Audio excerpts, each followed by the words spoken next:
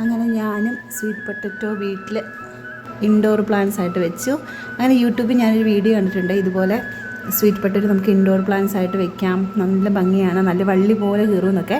അപ്പോൾ ഞാനും ഒന്ന് ഒരു സ്വീറ്റ് പൊട്ടറ്റോ എടുത്ത് ട്രൈ ചെയ്ത് നോക്കി. ഇതുപോലെ ഞാൻ വെള്ളത്തിൽ ഇട്ട് വെച്ചു, നന്നായിട്ട് വേര് വന്നു. ഇതാ നന്നായിട്ട് വന്നിട്ടുണ്ട്. പിന്നെ കുറച്ച് ദിവസം എടുത്തു, എനിക്ക് തോന്നുന്നു ഒരു മാസത്തോളമായി ഇത്ര ഒന്നും ആവാൻ വേണ്ടി. ഞാൻ ഇന്നലെ വരെ പുറത്താണ് വെച്ചത്, ഇന്ന് ഞാൻ എടുത്ത് ഉള്ളിലോട്ട് വെച്ചു. ഇത് വള്ളി പോലെ കയറിയ ഒരു വീഡിയോ ഒക്കെ ഞാൻ കണ്ടിട്ടുണ്ട്, നോക്കാം എന്തോരം ആവുമെന്ന്.